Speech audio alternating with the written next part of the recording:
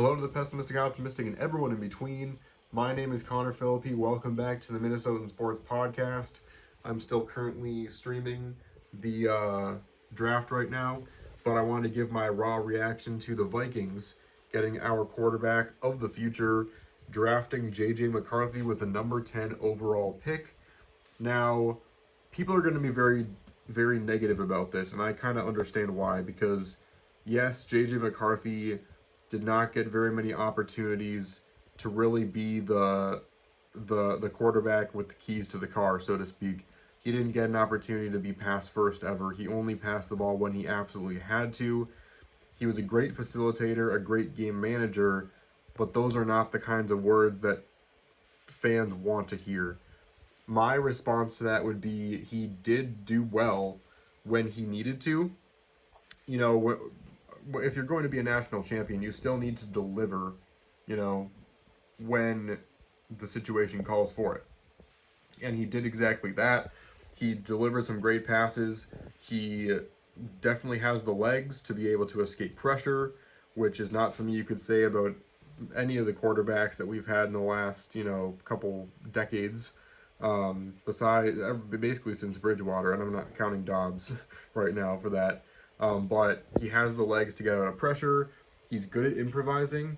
And people have been saying stuff about his deep throws and everything like that. He's only 21 years old. That's the thing.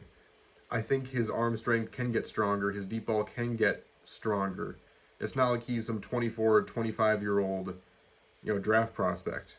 He those things are going to improve. And I think that you already have the mental maturity that Jim Harbaugh instilled in him. On top of that, he's a winner. He knows how to, win those games when, the expectations are the highest. I mean, he was expected to deliver a team that was basically started the season as the number one team in the country to a national championship. He did exactly that. And I honestly feel like at number 10, I like that decision. I like that pick. And it wasn't that long ago that I would have been unhappy with it. But you know what? The entire league hyped him up, and basically every single team all of a sudden vaulted him up in their draft rankings. That couldn't have happened on accident.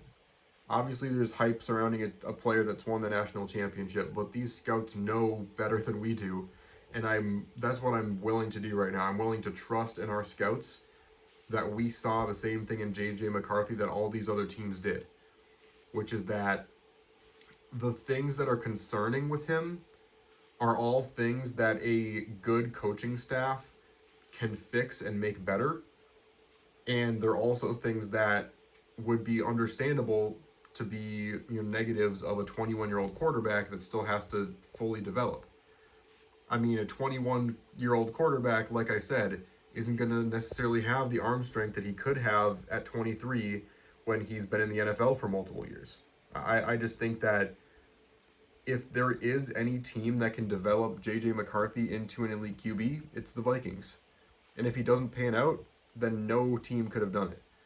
So I like the challenge. I wanted the Vikings to pick him up if the trades weren't going to happen, and they weren't going to happen. I mean, let's be honest here. The Commanders wanted Daniels.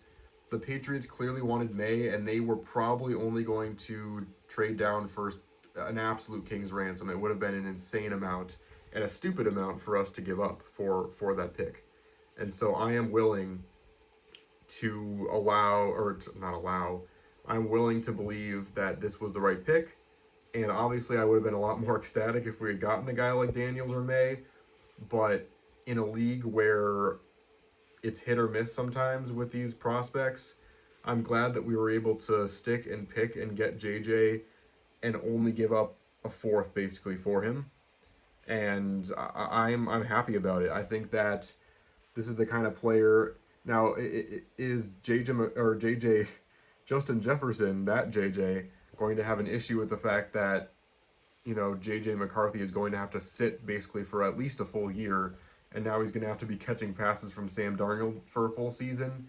Is that going to impact him wanting to stay with the team or not? Who knows?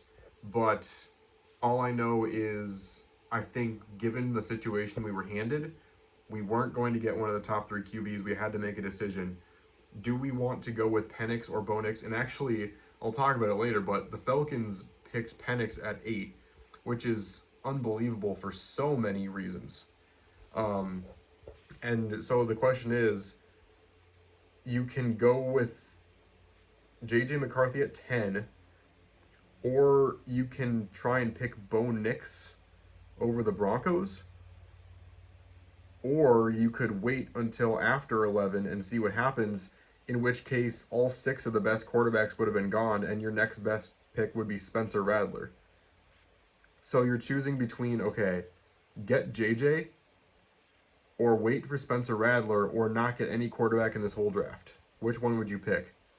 And if you told me that J.J. McCarthy was going to fall in our laps and we were only going to have to give up a 4 and a 5 and get a 6 in order to get him, I would have been happy because that's how the draft fell to us. So I think we made the right decision. I feel happy about it. Fans are not going to like it. I've heard people comparing JJ to Christian Ponder, which I think Bo Nix is a whole lot more like Christian Ponder than JJ. So all in all, I think we made the right decision, and I'm excited to see how this ends up panning out. And we didn't have to give up our future to get him either. You know, there was a chance that we were going to trade up to 6 or even 5 to get JJ, and we didn't do that. And so we have our picks for the next few years still, and we still got our QB of the future. Worst case scenario, he doesn't pan out, and we still have our first round picks the next couple years because we didn't give up 3 first rounders for Drake May. So I think all's well that ends well. It all kind of ended up falling into place for us in some ways and not in other ways, but we made the right decision. We got our guy.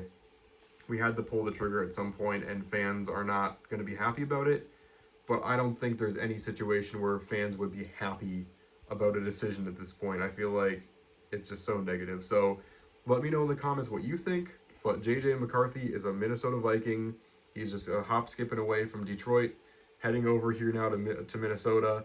And I'm honestly excited about it. I can't wait to see what Kevin O'Connell and this coaching staff can do with him. So again, let me know your thoughts. Please like and subscribe, and I'll see you on the flip side.